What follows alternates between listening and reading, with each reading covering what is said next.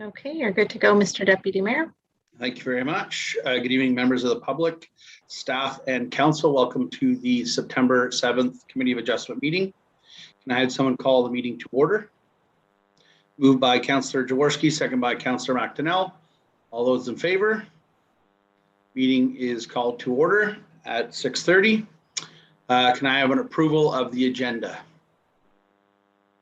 Moved by Councillor Lang, second by Councillor McDonnell. All those in favor? Agenda is approved. Can I get an approval of the minutes of the August 16th meeting? Moved by Councillor Lang, second by Councillor McDonnell. All those in favor? Carried, thank you. Are there any declarations of pecuniary interest? Okay, seeing none, moving on to item number 5.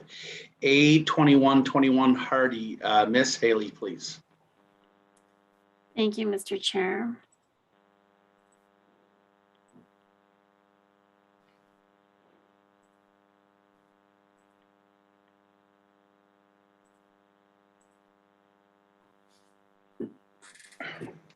Okay, are you able to see my screen? Yes. Excellent, thank you.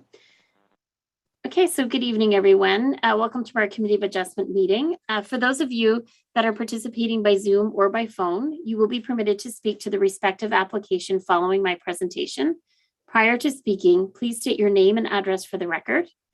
To make a comment, please use the raise hand function and the chair will call on you. Or if you have registered to participate in the meeting by phone, you will be asked if you would like to comment on the application after the applicable presentation. I now have wording that I'm required to read under the Ontario Planning Act. This is a hearing under Section 44 of the Ontario Planning Act. Any person may attend. Not changing. Okay. I'll just continue reading this and then I'll change my slide if that's okay. So any person may attend this hearing and or make written or verbal representation either in support of or in opposition to the proposed minor variance.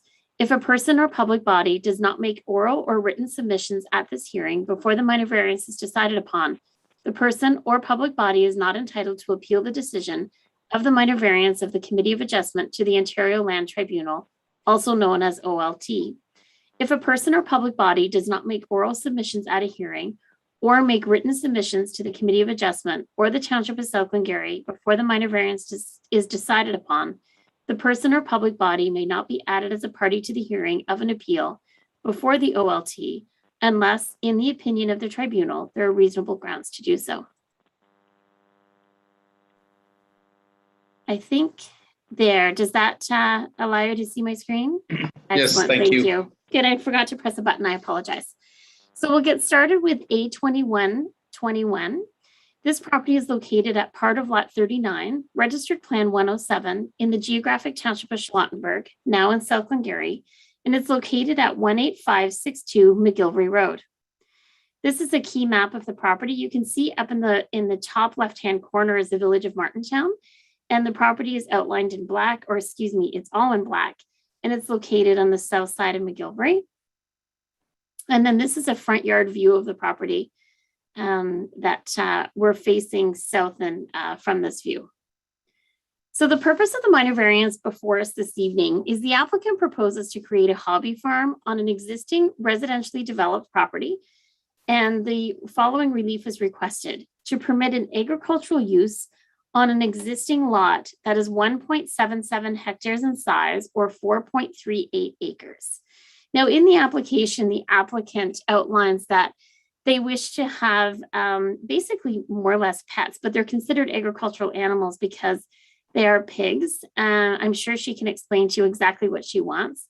In situations like this, if the committee were to approve this application, it's difficult to approve an application based on, let's say, 2 pigs. And then if the pigs have offspring, then you're into, exceeding what you're allowed. And when you look at the definition of an agricultural use in our zoning bylaw, it provides for a myriad of uses. So when we receive applications like this, we either have to consider an agricultural use in general, or you could be very specific with your decision if you wish, keeping in mind that we have to enforce those numbers.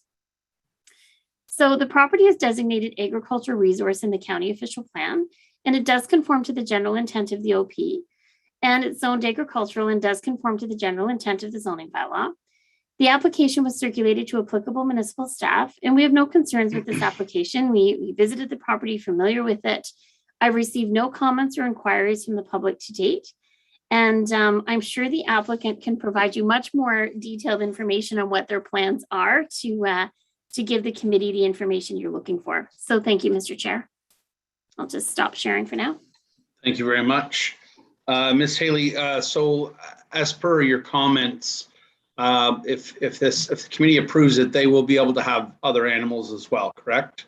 That is correct, Mr. Chair. So let's say they decide to add a goat to the picture, or they want to then consider having a horse or a pony. It would allow them that flexibility if it were to be approved. And again, that's just because we don't control each different animal type in the zoning bylaw. Okay, and at what point would at what point, let's say they do this, we approve it. At what point does the Nutrient Management Act kicked in? So that's an excellent question. So what will happen is, if let's say eventually they choose to get many, many different types of animals, well, they'll outgrow the property, because the next thing they're going to need to build is maybe a new barn or convert a structure to a barn. And in that case, that's when you're going to have the Nutrient Management Act kick in and the minimum distance separation guidelines kick in. And they'll get to a point that they're just not going to be able to do what they want to do on their parcel of property unless they were to acquire more land, rent more land, build in another location. So usually in a situation like this, your property will kind of maximize what you can do in terms of the number of animals to keep them well and healthy and those things. We have some farmers on the committee, and I'm sure you can speak to it better than I can. Okay, great. Thank you for indulging me. Are there any other questions of the committee members? Councillor Jaworski. Thank you, through you, Chair. So when I looked at this property, like in particular, like it's essentially completely surrounded by agricultural, like a cash crop operation, and then the other side is McGilvery Road. So in terms of I'm assuming a lot of times these zoning bylaws, the concern is about to ensure that you have compatible uses one beside another. So I would think that in this case, that isn't a concern necessarily. Are there other concerns that we might need to consider? Through you, Mr. Chair, there are a couple of other concerns that we would typically consider when writing the rules in a zoning bylaw.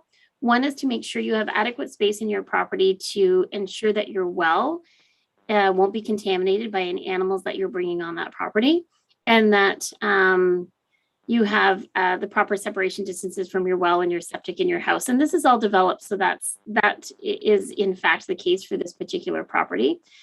The other thing, when you look at the provincial policy statement and the goal for protecting prime ag land, is usually you don't want these residential or hobby farm type uses coming in your agricultural areas that would create an incompatibility. And is an incompatibility more so from the people living in the dwelling and having their pets complaining about the farmers who are the cash crop farmers, or let's say the larger dairy or chicken operators. And that's not the case in this particular situation, but that's why you see a difference in your minimum lot area for an ag use and prime ag land. It's because they're meant to accommodate or protect the larger farmer, if you will. Okay. All right, great, thank you. Thank you. Are there any other questions of the committee members? I'm going to attendee, we have one here. I'm going to allow Ms. Catherine Hardy to speak should she choose, if she wanted to add any comments to the committee. Hello, can you hear me? We can, thank you. Hi, thank you. Thank you for taking a look at this. Basically, all that we're looking to do right now, and what we kind of are thinking is of getting some little coon pigs. They're basically like the smallest registered breed of pig. They don't They don't get into things. They don't wreck the land like a lot of the other pigs do, but they help with your gardens. And we're not looking at getting, like, they stay very small. They wouldn't be above, I guess, 200 pounds unless you super overfeed them. And basically we love them and we love to have them, and we want them to help with our gardens and things that way. We're not looking at doing like a whole property full of animals and pigs everywhere and things like that. We just basically want to have some pets. That's basically all we're looking at, and just have some that are useful to the land for us. Okay, thank you very much. Questions of Councillor Lang, then Councillor McDonnell. Thank you, Mr. Chair, and through you, I'd like to ask Mrs. Hardy, are you guys going to have some place to house them, and are they going to be fenced in? And I'm just speaking on behalf of the neighbor that's likely going to be concerned if they decide to get into his crop fields. And the other thing, Ministry of Natural Resources has been after us to make sure that no domestic pigs are allowed to roam in the wild because they're worried about that sort of thing going on. So just a question for how you're going to contain them. Well, if we were approved, we're going to get basically, like, it's like a large shed. So it wouldn't be like a great big huge barn or anything like that, which I obviously have to put through for approval. And then we would definitely have them fenced. We wouldn't just let them roam the yard. There is like, we don't have any neighbors close by other than the ones with the crops, and we would never let them in there. But there's also the road, and people go flying up and down the road, so we would never let them out anyways. So yes, they would be enclosed. They would have electric fencing around them. And yeah, it's all sort of planned out for if we get the go ahead. Okay, thank you, Councillor Lang. Councillor McDonnell. Through you, Mr. Deputy Mayor, I guess I had the same question as Councillor Lang, and I guess if I was satisfied with the response, which I was going to offer to move as presented if there's enough consensus. Okay, can I get a seconder on that one? Moved by Councillor McDonnell, second by Councillor Jaworski. All those in favor? Application is approved. Thank you very much.